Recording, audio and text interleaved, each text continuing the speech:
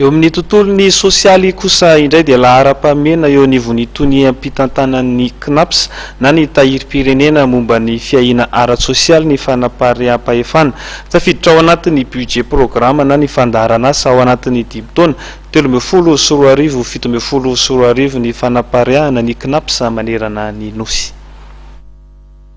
Fitirisan-jato monja mampiasa tsy miankina malagasy ny mahazo fiahina ara-tsosialy eto amintsika.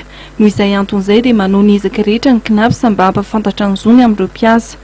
Vita ny foto-drafitr'asa vaovao any Marivoay, profesan'ny tendron'ny tahirim-pirenena ka nitokanana tamin'ny zoma 20 Merasa teo.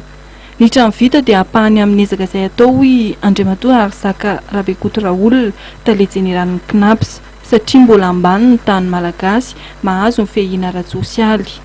Mba hanakarana io salanisa io dia maro ny tetikasa ataon'ny CNAPS entina manome fahina ara-tsosialy ny rehetra. Tafiditra amin'izany ny fanomezana fanampiana ny tantsaha izay maro anisa amin'ny Marivoay.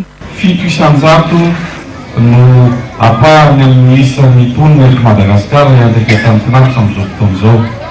Dia ho ampiakantsika ho ambony dia ambony tokoa izany amin'ny alalan'ny tetikasa isan-karazany.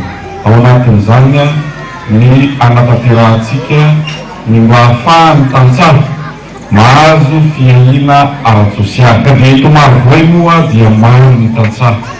Eto no sokotry ny vary dia isan'ny andray anjara lehibe amin'izany ny CNAPS mba hananany rehetra fanantenana.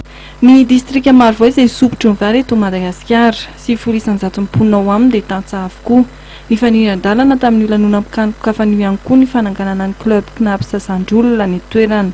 Tetikasa mampianatra ny ankizy ny zofotra maha-olona, ny andraikitry ny CNAPS amin'ny fitsinjarana ny latsa-kemoka ho tonga fanampiana ho an'ny zaza, ny rem-bevoka, ny mpiasa, ny tradozam-perinasa, ny zokiolona mpisotro ronono. Anjara asan'ny mpianatry ny EPP avy eo ny manentana ny ray aman-dreny ao Marivoay, any Mahajanga ary mifaritra Boeny ny mahazava-dehibe ny fananana fiahina ara-tsosialy. Manam-pahefana maro no nanotrina ny lanonam-pitokanana ny birao vaovao isan'ny CNAPS atao Marivoay, ka isan'izany ireo mpikambana maromaro eo anivon'ny tony mpitantana ny tahirim-pirenena.